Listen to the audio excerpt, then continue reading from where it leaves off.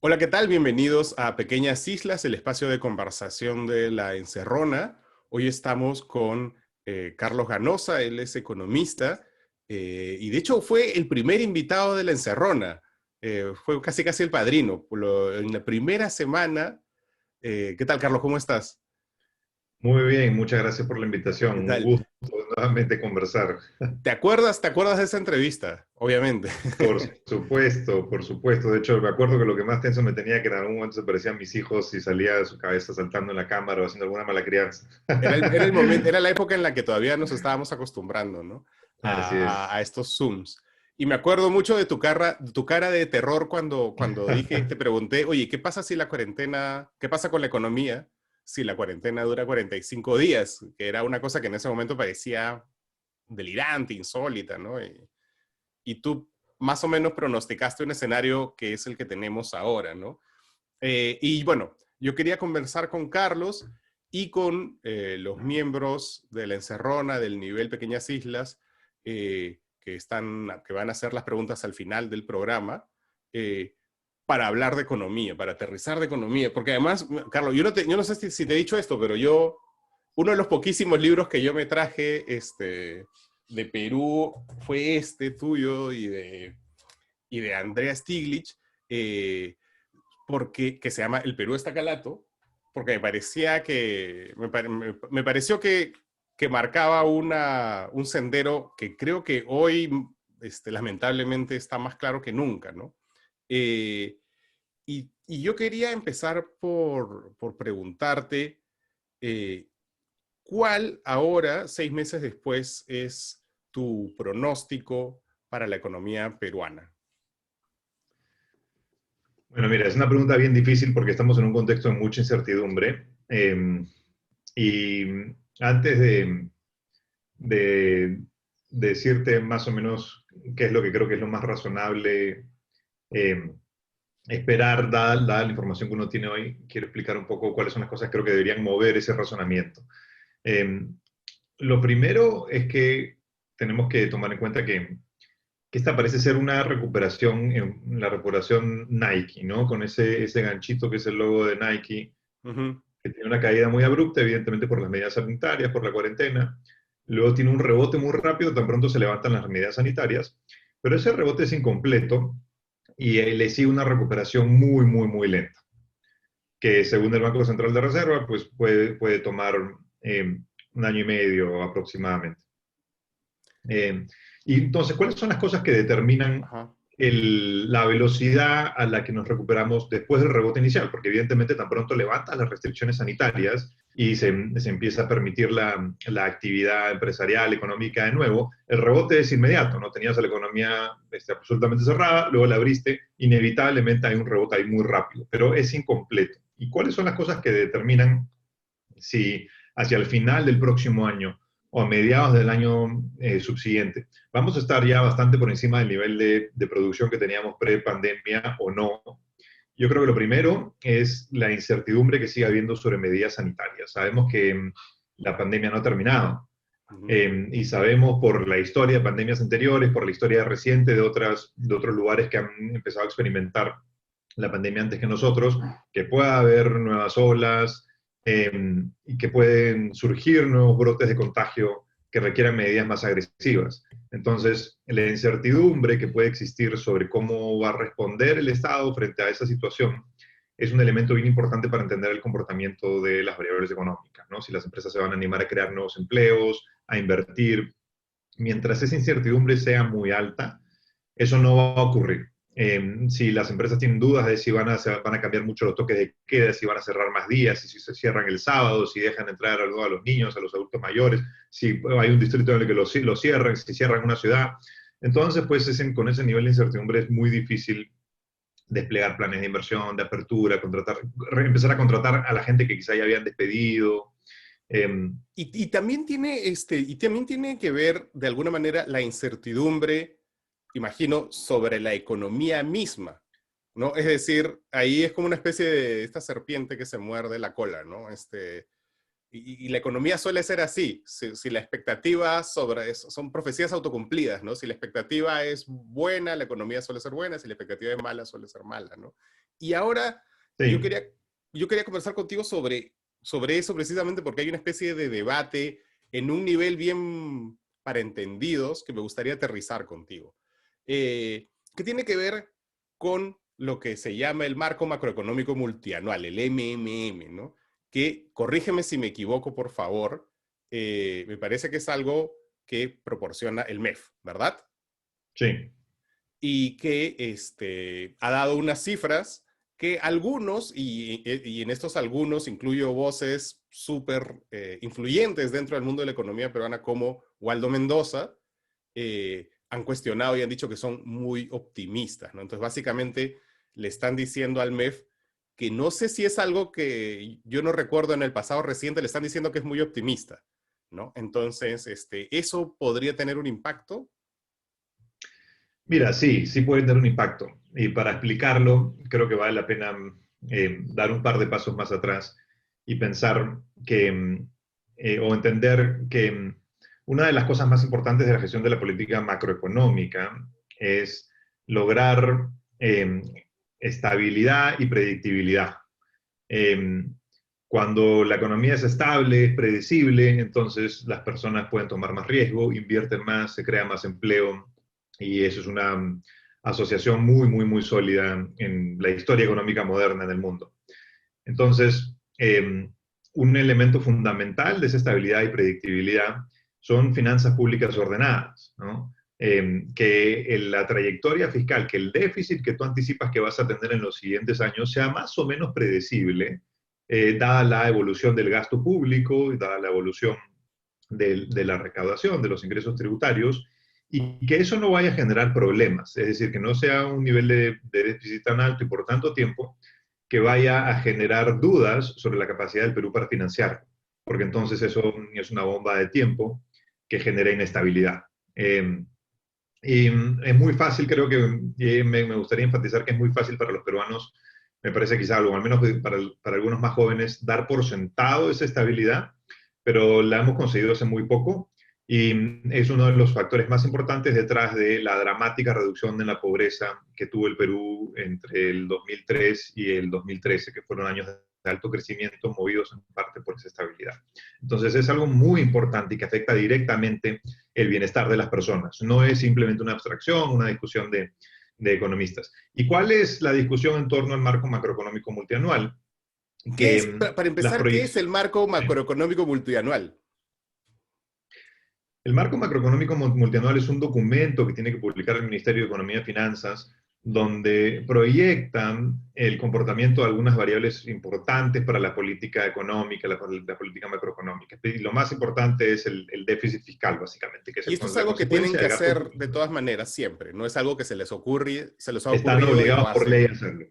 Están obligados por ley a hacerlo. De hecho, el marco macroeconómico multianual es la base para la elaboración del presupuesto público y eh, porque el presupuesto público se elabora de tal manera que la economía, el Perú pueda cumplir con la trayectoria que las reglas fiscales nos obligan a cumplir. O si es que se pide una excepción a las reglas fiscales, y ahí deja explicar qué son las reglas fiscales, como parte de este esfuerzo por lograr cada vez una mejor calidad de políticas macroeconómicas y lograr que la economía peruana sea más estable, el Perú implementó reglas fiscales que básicamente son parte de un pacto social entre políticos en la sociedad que nos llevan a que no superemos cierto nivel de deuda pública con medida como proporción al PBI, pensando precisamente que superar cierto nivel puede generar mucha inestabilidad y que como sociedad no queremos eso.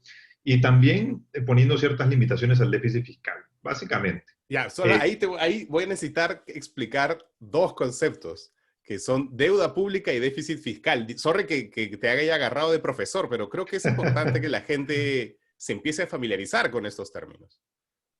sí, la deuda pública es básicamente toda la deuda que tiene el Estado, pero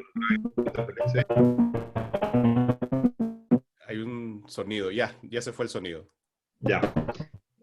La deuda pública es básicamente toda la deuda que tiene el Estado peruano, eh, sin contar algunos tipos de pasivos especiales, como por ejemplo los pasivos previsionales, etcétera. Para hacerlo muy simple, ¿no? La definición técnica es un poco más compleja que eso, pero digamos, para hacerlo muy, muy simple, es básicamente cuánto se está endeudando el Estado peruano para, para atender sus necesidades de gasto. Y se Y se endeuda suele ante el medir, sistema financiero así es, internacional. se endeuda con el sistema financiero local e internacional. El Estado peruano emite bonos, básicamente. Claro. Eh, y se mide en realidad como un porcentaje del PBI, como un porcentaje del Producto Bruto Interno. Eh, y para países emergentes o países de ingreso medio como el Perú, la deuda pública sobre PBI, ese ratio, ese porcentaje, es el elemento más importante para predecir la calificación de riesgo del país. La calificación de riesgo es básicamente una estampita que te ponen unas instituciones que son calificadores de riesgo internacionales, que te dicen si eres un buen pagador o no, o si tienes una buena probabilidad de seguir siendo en el futuro un buen pagador o no. Entonces, el Perú tiene grado de inversión, que es el rango de calificaciones de riesgo que dicen que somos buenos pagadores, que somos buenos muchachos y que nos pueden prestar plata y no va a haber mucho problema. Y eso ha sido uno de los elementos más importantes en el avance del Perú. Entonces, Y eso se determina, digamos, ese ratio se determina sobre el PBI, que es básicamente lo que produce todo un país, digamos. así es, exactamente, exactamente. Entonces, como te decía, como la evidencia empírica señala que ese ratio de deuda sobre PBI es lo más importante para predecir la calificación de riesgo de un país. Entonces, por ejemplo, crecer mucho en ese indicador, es decir, si nos endeudamos demasiado, dado el tamaño de nuestra economía, dado lo que producimos en un año, podemos poner en riesgo esa estampita de buen comportamiento. Si la ponemos en riesgo, la capacidad del país para financiarse se deteriora muchísimo y si el país no puede seguir emitiendo bonos, no puede seguir endeudándose, entonces no tiene cómo financiar su déficit fiscal. Básicamente, ¿Y qué es el resumido, déficit fiscal? es la diferencia entre lo que recibe el gobierno y lo que gasta, básicamente. Que Y eso se lo puede mide entender también cualquiera. y se mide como porcentaje del PBI. Entonces, un déficit fiscal de 5% del PBI significa que la diferencia entre los ingresos del gobierno y lo que gastó equivale al 5% de lo que produce la economía, el valor agregado que produce la economía en un año, y eso es lo que el gobierno tiene que financiar, por lo tanto. Entonces, va a aumentar, salvo que consuma ahorros, que el gobierno también tiene ahorros como una familia, asumiendo que no consume ahorros, va a tener que emitir deuda equivalente al 5% del PBI. Ok, entonces, regresando al marco macroeconómico multianual. Eh, claro, lo que ha pasado es que se han dado unas cifras que son las que se tienen que dar y ha ocurrido algo que creo que es insólito. De nuevo, corrígeme si me equivoco, porque yo de economía soy así, economía 101. Entiendo que lo que ha pasado es que se cuestionan estas cifras que yo sepa no suele suceder, o sí, no lo sé, y que además el principal cuestionamiento ha venido de la mano de Waldo Mendoza, que es el presidente del Consejo Fiscal, que es otra entidad del Estado, pero independiente, ¿verdad? No es precisamente del Ejecutivo. Así es. ¿Qué es el Consejo Fiscal a todo esto?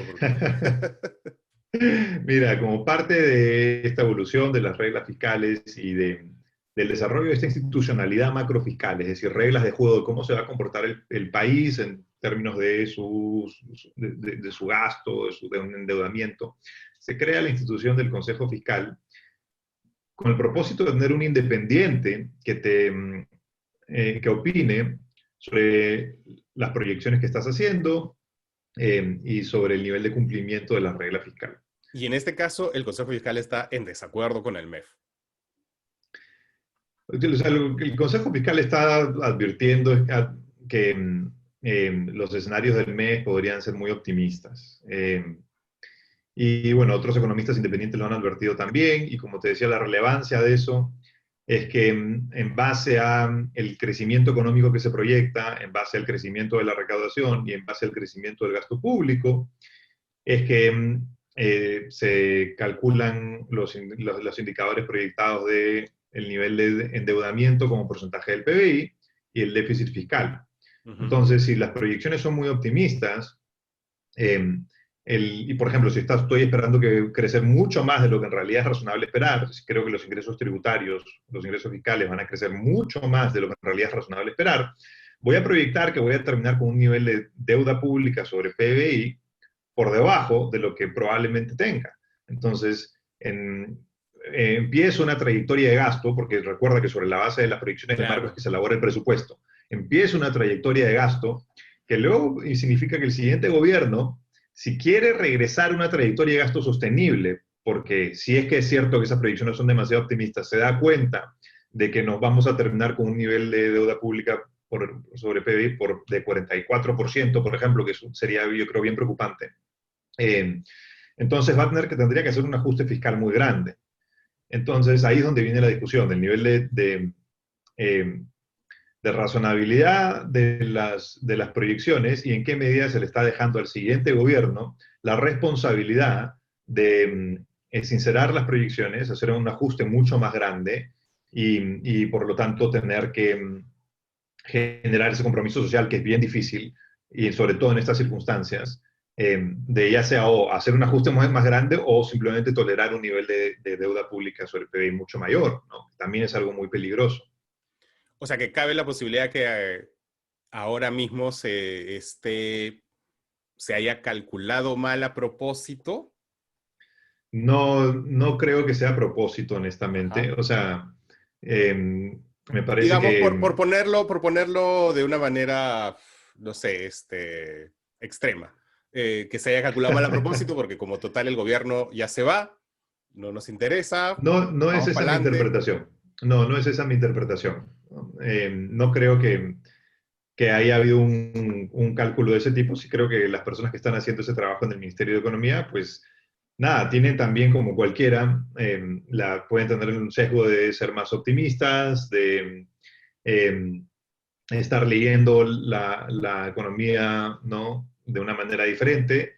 Y creo que la discusión que está habiendo es precisamente la discusión que tiene que haber, porque para eso está el marco macroeconómico multianual, para ¿Cuántas veces transparentar esto. antes el Consejo Fiscal ha salido tan públicamente a cuestionar las cifras del marco macroeconómico multianual? Ha ocurrido antes, el Consejo Fiscal también es una institución relativamente nueva, entonces no hay tampoco tanta historia Ujú. de interacción con el Consejo Fiscal, pero que yo recuerde, y tendría que hacer un ejercicio más riguroso para responder con más precisión la pregunta, pero que yo recuerde ahorita, no he visto una discusión con discrepancias tan grandes sobre las proyecciones del marco.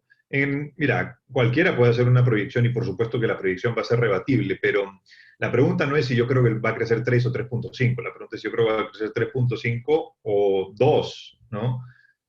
O 1.5. Y el impacto que eso tiene, que ese error tiene, porque el costo del error, cuando tienes un ratio de deuda pública sobre el PBI de 22%, el costo del error es bajo. Hoy me pasé a 24. Bueno, seguimos estando súper bien. Pero cuando quizás vas a terminar en el horizonte de proyección, que son unos cuantos años, con 39% del PBI, justo por debajo de ese umbral que te dio la literatura identificado que es una diferencia grande, entonces el costo del error es alto. Eh, y por eso creo que este marco también ha generado una discusión mucho más intensa que otros. Eh, Richard Webb, que es otra de estas voces súper respetadas en el mundo de la economía, él justo ha publicado un artículo en El Comercio hoy día en el que él dice, bueno, que la caída, que es un poco, que tú lo dijiste también al inicio, que la caída ocurrió, a ver si lo tengo acá, entre 4 o 6 semanas en marzo de abril y desde entonces hay una recuperación y dice, y su trayectoria dibuja una aguda, aunque aún incompleta curva de chica, ¿no? Entonces él es uno de los que apuesta por una recuperación, como que la caída ya fue y podríamos volver a cierta normalidad económica, que es más o menos lo que le entiendo. Mira, creo que depende de lo que definas por normalidad económica. O sea, nuevamente, si por normalidad económica defines, oye, sí, yo puedo ir a un restaurante, puedo comprar algo, puedo ir al supermercado, ¿no? Puedo consumir o producir más o menos como antes. Entonces, sí, pero la normalidad económica me parece que a mí que es más que eso, es una economía que puede seguir avanzando de manera dinámica, que puede generar oportunidades de progreso para los ciudadanos a futuro, y eso es lo que está más en duda. Eh, porque además de la incertidumbre que ya mencionamos, creo que hay tres otros elementos que son importantes para entender cuál puede ser la trayectoria de la economía en los siguientes 2 años. Uno es eh, cuánto daño innecesario causa la pandemia, cuánto daño económico innecesario causa la pandemia. Y por daño económico innecesario me refiero a quiebras, por ejemplo, de compañías que no son estructuralmente insolventes, pero que por las medidas que ya se han tomado o por medidas que se podrían tomar en el futuro, podrían simplemente tener que dejar de operar. Entonces, ¿qué pasa cuando quiebra una compañía? Eh, pues en circunstancias normales, no tanto en realidad, porque no, el espacio de esa compañía puede ser tomado por otra, las quiebras son parte natural de la economía, pero si eh, quiebra por una circunstancia como esta, por un evento externo que no refleja la sostenibilidad de esa compañía, sino que la sometió, digamos, a un estrés al que una compañía en circunstancias normales no puede sobrevivir. Entonces, esas relaciones laborales que tenía la compañía con los empleados y que son parte de un proceso de aprendizaje, de que la persona vaya haciendo su chamba, de que la compañía aprenda a gestionarlo mejor, esas relaciones con bancos que le habían dado capital a la compañía para que invierta, esas relaciones con proveedores, con clientes, que todo eso consiste, conforma una configuración súper valiosa para la economía, de producir valor agregado, de generar cosas valiosas para los consumidores, se desaparece. Y eso no se recupera tan fácilmente. Porque imagínate, no sé, piensa en una empresa, qué sé yo, que por decirte cualquier cosa, algo que esté golpeado en estas Un circunstancias. restaurante. Sí, un restaurante, o sea, quería buscar un ejemplo de una empresa manufacturera, pero ok, un restaurante. Imagínate un restaurante que tiene que cerrar. Bueno, ese restaurante había desarrollado ya cierto know-how de, oye, ¿con qué proveedores trabajar? ¿Quiénes me cumplen? ¿Cuáles son los mejores insumos para atender a mis clientes? ¿Cómo entrenar a mis meseros? ¿Cómo monitorearlos? ¿Cómo motivarlos?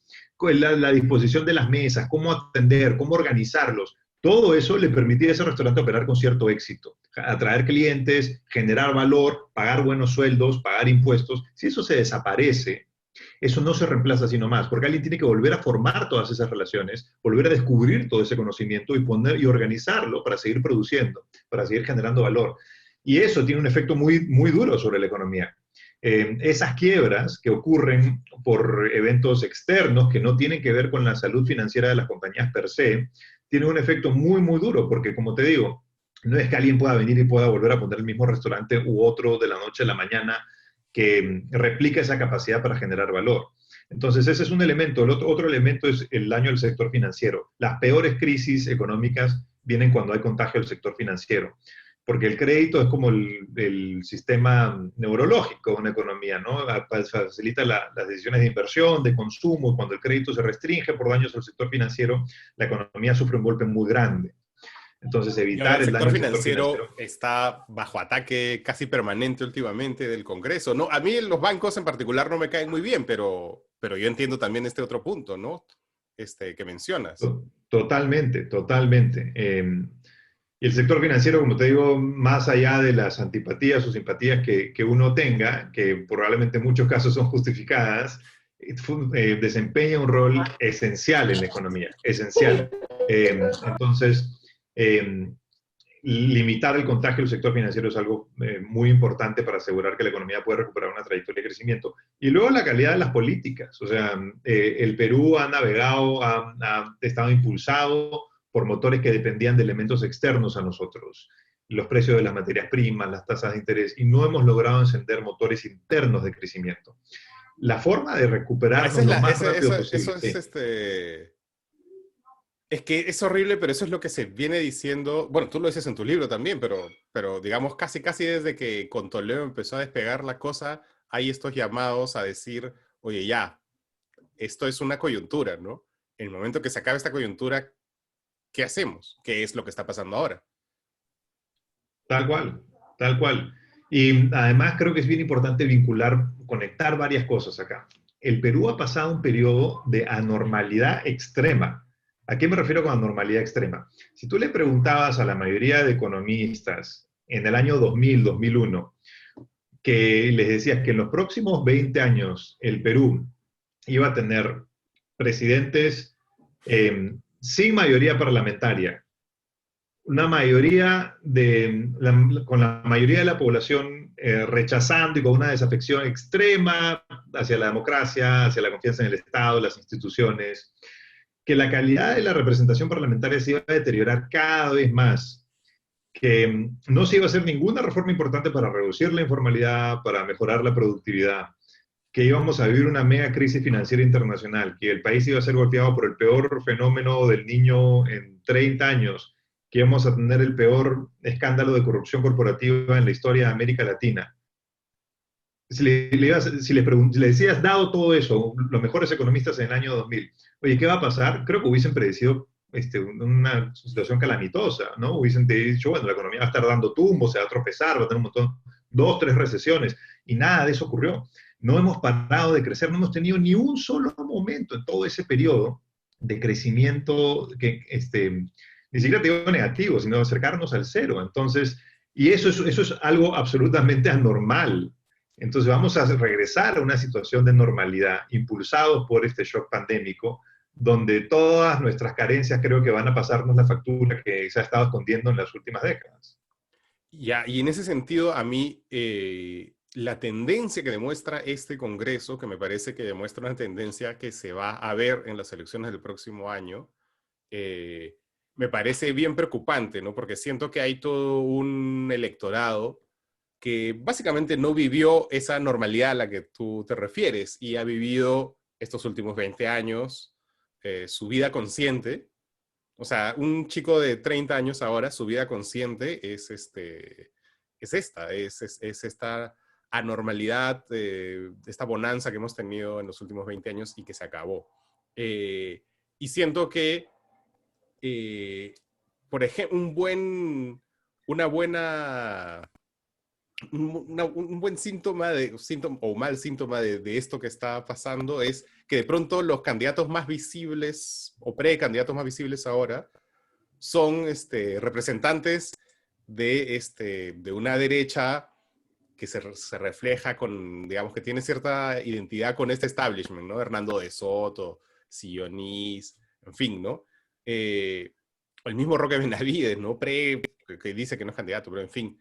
Y eso no sé si tú qué crees que la gente lo va a percibir como algo bueno o como el establishment que se defiende y se va a ir para el otro lado. No te estoy pidiendo un pronóstico político, sino más bien económico. En países que les ha pasado, que han tenido circunstancias como la que nosotros estamos viviendo, ¿cuál ha sido su devenir? Yo estoy pensando ahora mismo en Venezuela y Argentina, que es lo que dijo David Rivera en un artículo de hoy día, ¿no? Países que con políticas que a los de izquierda podían llamar neoliberales le fueron bien y de pronto esas políticas no satisfacieron las expectativas de la gente y se fueron para el otro extremo, ¿no?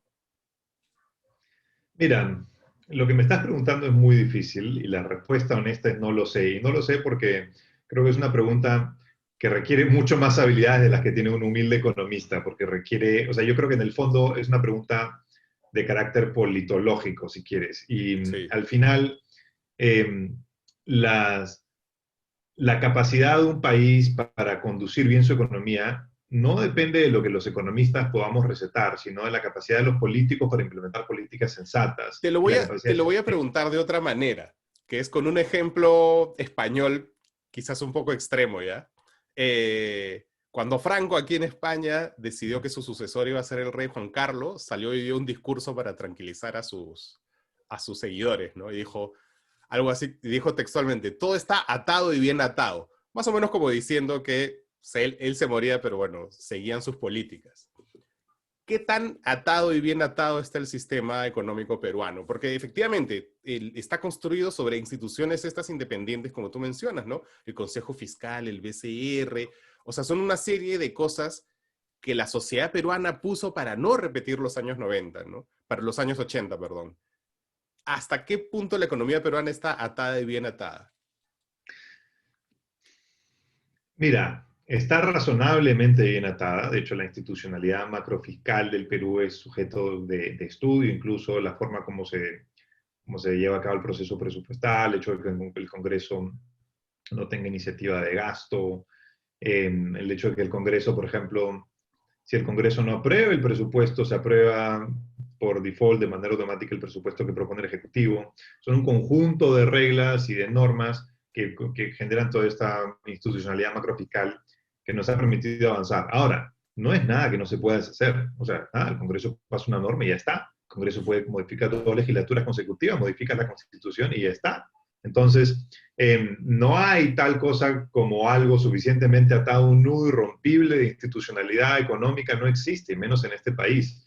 Y lo que, o sea, con la respuesta que te estaba dando hace un momento, lo que quería llegar era que hay países que han tenido crisis económicas muy, muy, muy severas, que han tenido episodios de inflación, de gestión macroeconómica desbordada, pero se han podido recuperar sin problema. Israel, por ejemplo, pasó de ser un, un fracaso rotundo en términos de su gestión macro a ser un polo de innovación y desarrollo espectacular. Y es porque más allá de una sucesión, un periodo de malas políticas, los países que tienen sistemas políticos que conducen a la razonabilidad pueden corregir y enmendar el rumbo.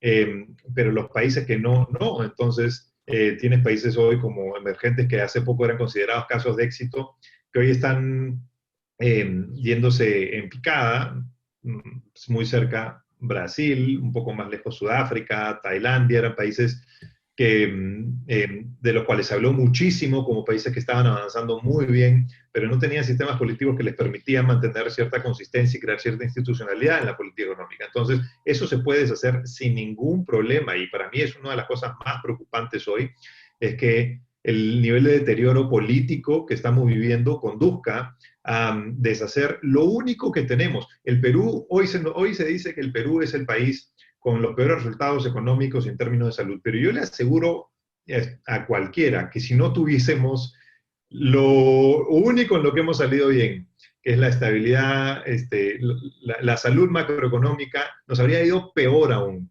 Peor. O sea, al menos hoy a veces nos disputamos dependiendo, ¿no? Nos disputamos el segundo puesto con alguno, con otro, en términos de los peores resultados. Pero seríamos de lejos inalcanzables si no tuviésemos eso que es lo único en lo que hemos logrado avances. No es suficiente, evidentemente, no es suficiente.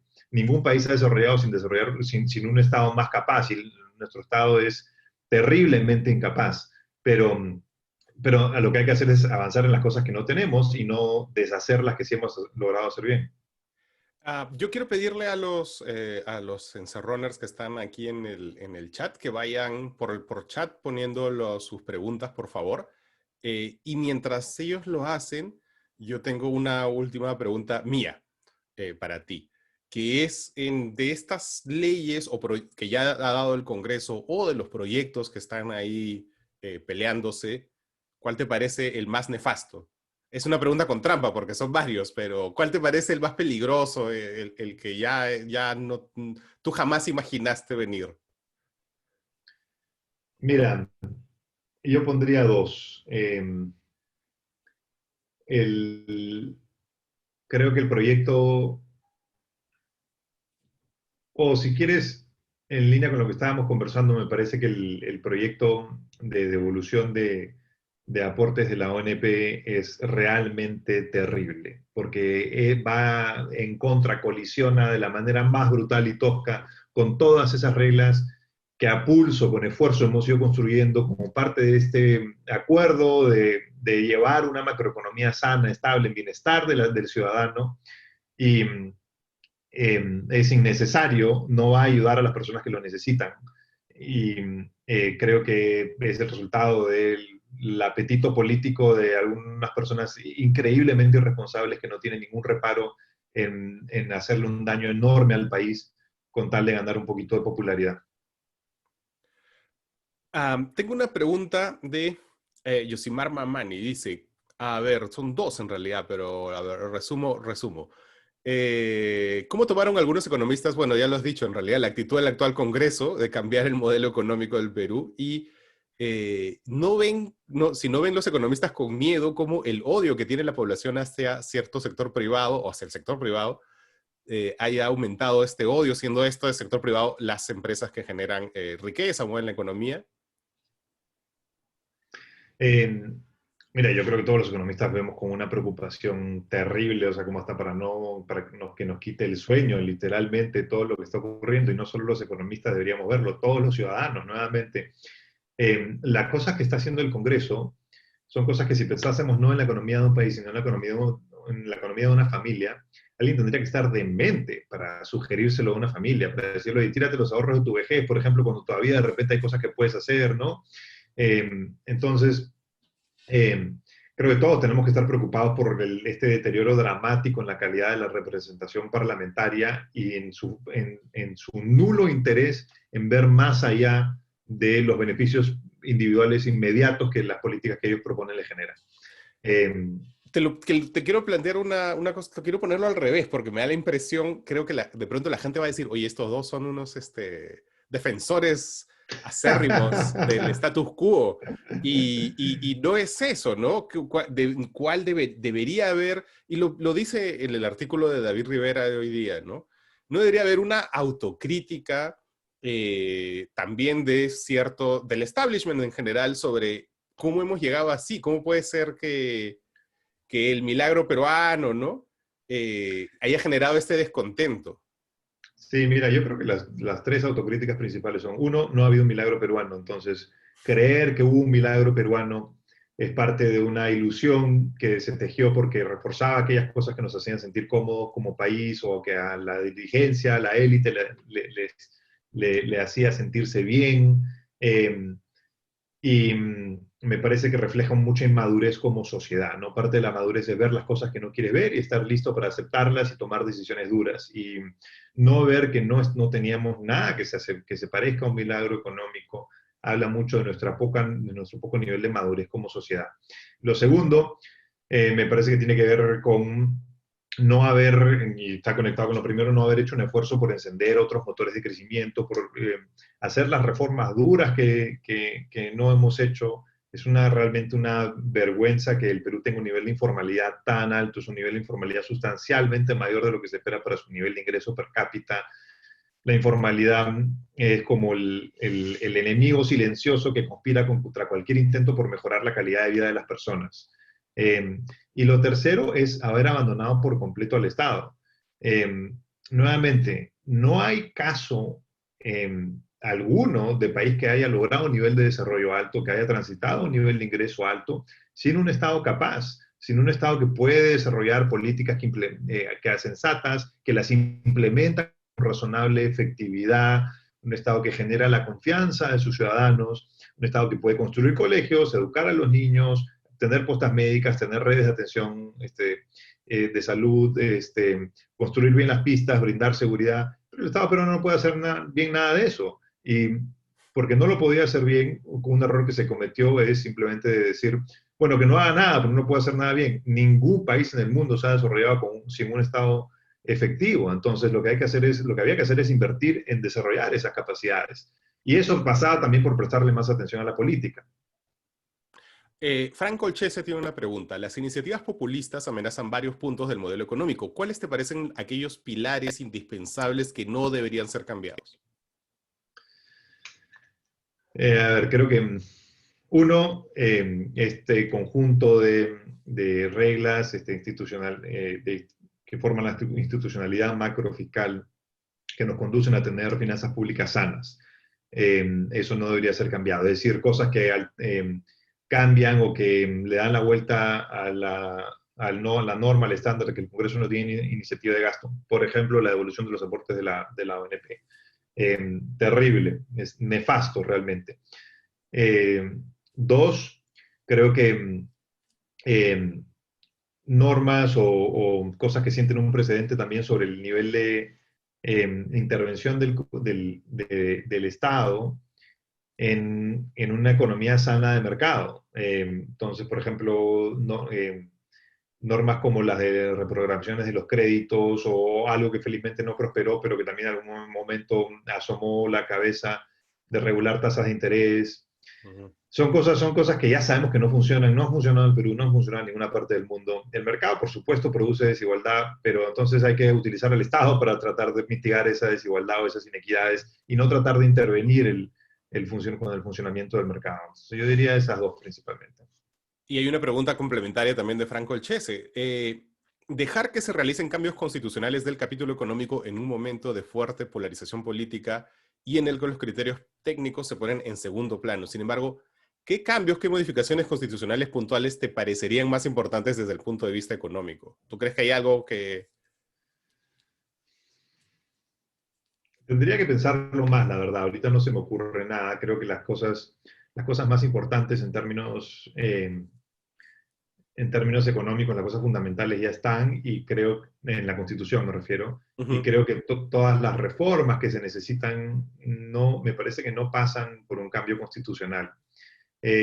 Bueno, que es Y una de las banderas de la izquierda, ¿no? Básicamente la izquierda le atribuye todos los males al capítulo económico de la Constitución.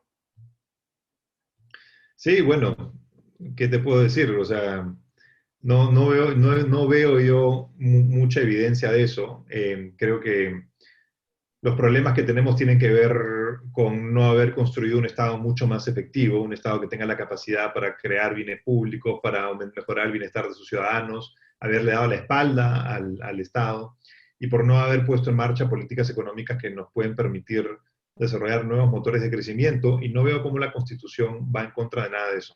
Es gracioso porque esas dos cosas que has mencionado, el Estado fuerte y modelos alternativos de producción, son perfectamente banderas que podría escribir la izquierda, ¿no? Creo que con una diferencia importante, quizá para la izquierda, y quiero, este, no quiero tergiversar ninguna posición, pero digamos, en la conversación rápida, quizá para la izquierda un Estado fuerte es un Estado que participa en la actividad económica. Para mí un Estado fuerte es un Estado que tiene la capacidad de actuar con efectividad y de manera oportuna para darle a los ciudadanos cosas que el Estado les tiene que dar. O sea, eh, que van a veces por proveer directamente bienes y servicios, como la seguridad, por ejemplo, ¿no? A nadie se le ocurriría que la seguridad es algo que puede ser privatizado. O en otros casos, regular con efectividad el comportamiento del sector privado. Entonces, su salud, por ejemplo, o sea, creo que nadie le querría, por más que tengas la posición ideológica que tengas, no sé quién le querría dar un premio a su salud por la eficiencia o por la efectividad, ¿no? Entonces, evidentemente, la capacidad regulatoria del Estado también está muy abandonada y tenemos que fortalecerla bastante. Entonces, tenemos algunas islas de eficiencia, como la SBS, ¿no? Pero, oye, ¿qué pasa con su salud? ¿Qué pasa con la SUNEDU? ¿Qué pasa del Estado? Tiene un rol súper importante que jugar, precisamente para tratar de eh, paliar algunas de las desigualdades, inequidades que inevitablemente se generan en una economía de mercado. Ahora, el populismo se usa como una mala palabra, ¿no? Pero también detrás de, digamos, el concepto original y puro, si quieres, del populismo, eh, está esta idea de que haya un sentir de las necesidades del ciudadano más cercano al de las políticas frías, ¿no? Y lo digo por lo de la ONP, que efectivamente yo coincido contigo en que está súper mal hecho, pero tuvo que ser necesario todo este drama para que desde el Ejecutivo se plantee una serie de reformas que yo creo que sí de hecho son mucho más beneficiosas que la ley que planteó el Congreso, pero tuvo que ser necesario que se ponga en agenda este tema para que desde el Ejecutivo plantee unas reformas mínimas a un sistema que ya está, es que todavía está bastante quiñado, digamos, ¿no? Mira, sí, no, o sea, eh, la verdad, ¿queríamos que en este momento el Ejecutivo proponga esas reformas o queríamos que su atención esté 100% concentrada en atender la pandemia? Yo honestamente prefiero lo segundo. La ONP, o sea, el sistema de pensiones peruano tenía que reformarse hace mucho tiempo. Y ya ha habido propuestas integrales para reformas exhaustivas, completas, bastante razonables, y no se había hecho nada. Entonces es una deuda que teníamos sin ninguna duda.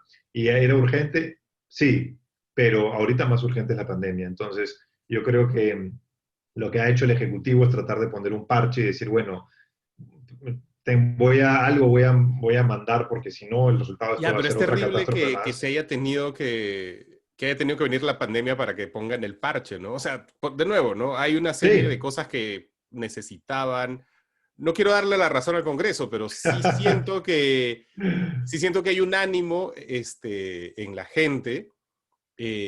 O sea, tú lo ves en las páginas de estos congresistas, en sus Facebook, ¿no? O sea, Cecilia García, no sé, le echan barras y no están locos. O sea, a eso voy, ¿no? No hay una racionalidad detrás de el éxito o la popularidad de estas propuestas.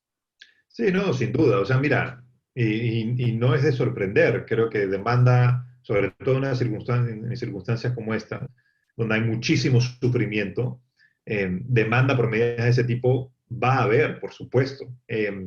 Ahora, el tema es, oye, ¿cuál es la mejor medida de atender, la mejor manera de atenderla, ¿no? Entonces, no porque haya sufrimiento, ahora vamos a, o sea, hace sentido echar todo lo que hemos logrado por la ventana, hay que buscar atender ese sufrimiento de maneras efectivas.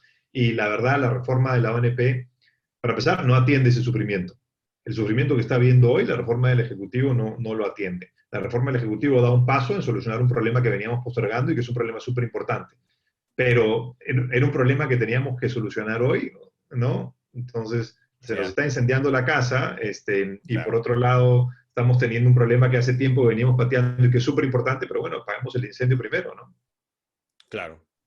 ¿Y ah, cuál crees que es ya para ti, ¿no? La peor amenaza posible en el 2021.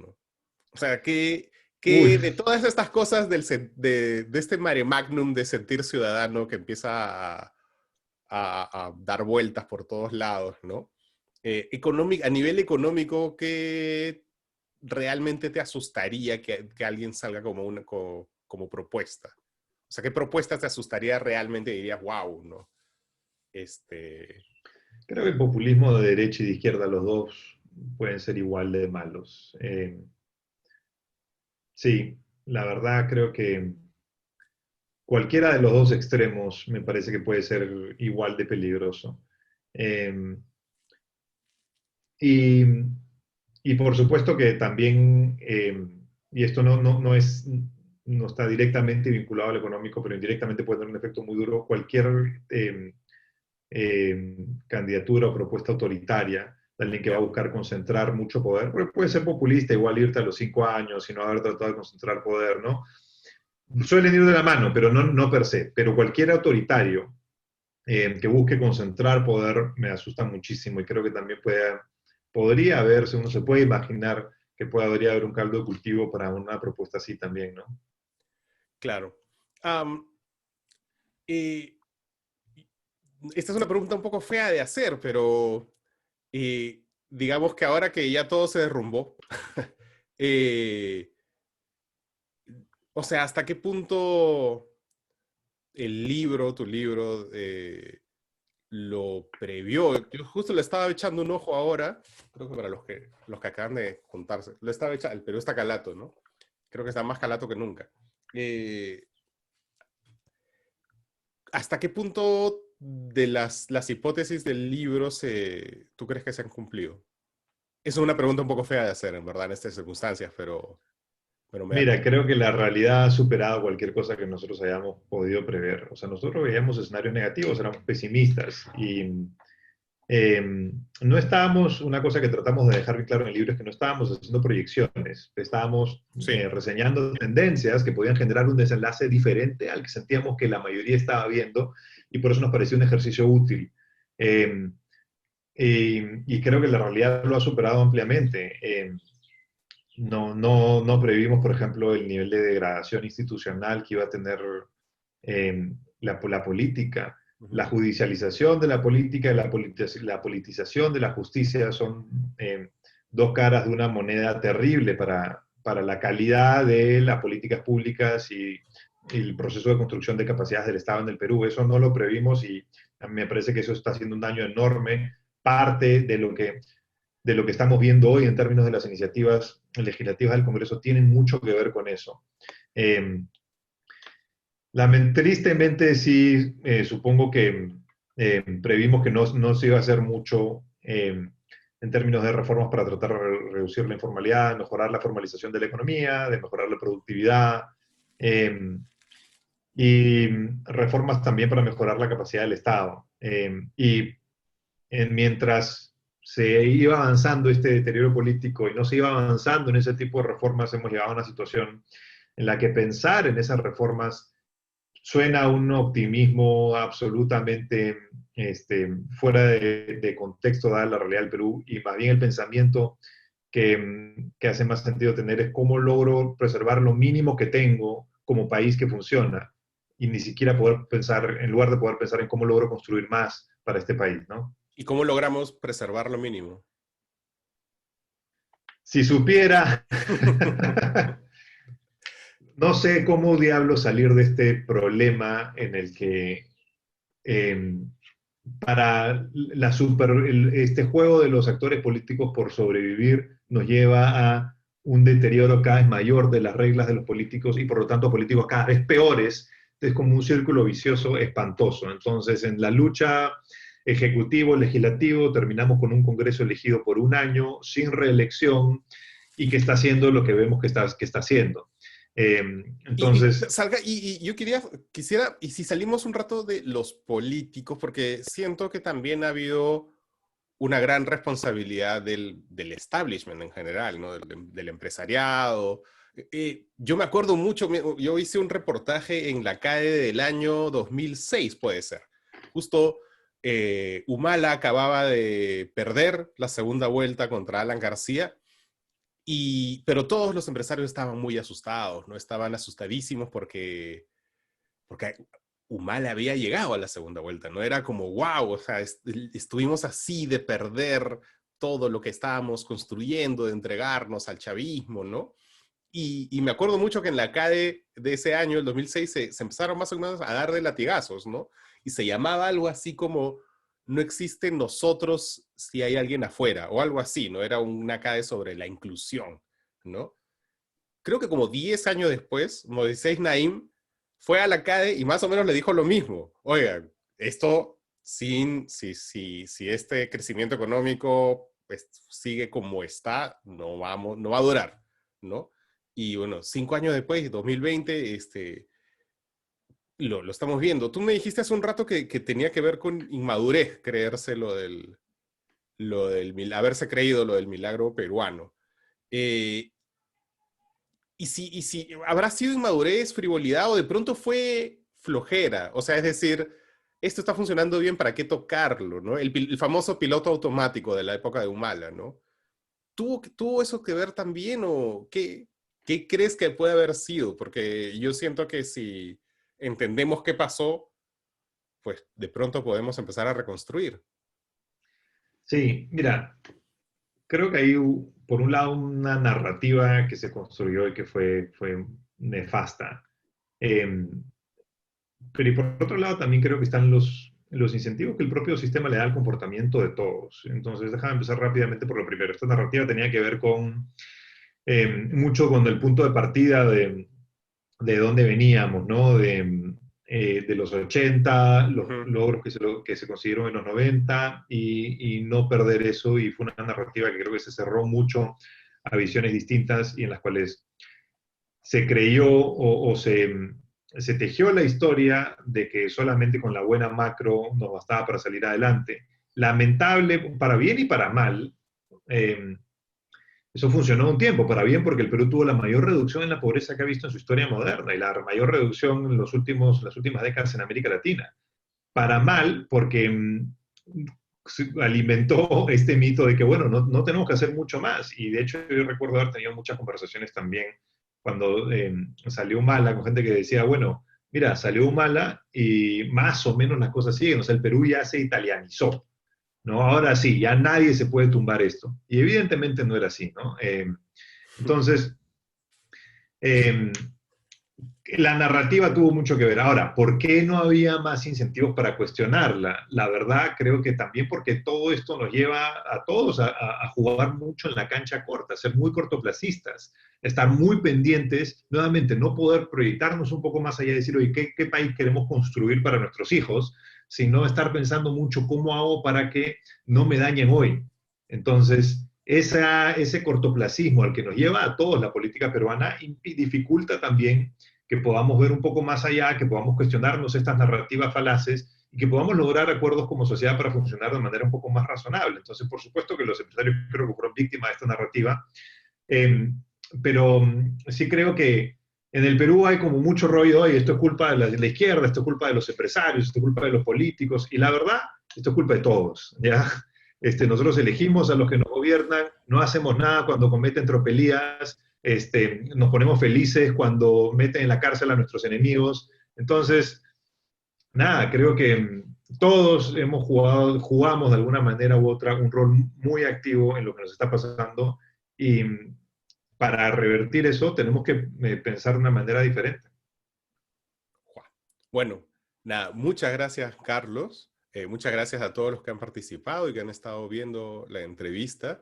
Y gracias al público que va a ver esta entrevista en diferido. No sé si quieres decir algo más. Gracias por la conversación, fue muy interesante y muy estimulante. Te agradezco un montón y felicitaciones por la encerrona, la escucho todas las mañanas y me parece una apuesta súper interesante por hacer periodismo de manera independiente y aprovechando lo que te permite la tecnología. Bueno, muchas gracias a ti, Carlos. Bueno, gracias a todos y nos vemos dentro de un par de semanas con Pequeñas Islas. Chau, chau. Chao.